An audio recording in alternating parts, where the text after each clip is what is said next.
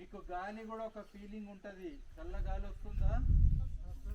ఏ direction కింద వస్తున్నది, అది ఎంత చల్లగా ఉన్నది మీ బాడీ తోటి కంప్లీట్గా ఫీల్ కావాలి. తర్వాత ఇక్కడ రకరకాల పిట్టల శబ్దాలు వినబడతాయి. ఎన్ని రకాల పిట్టలు అరిచినాయో చెప్పాలి నాకు.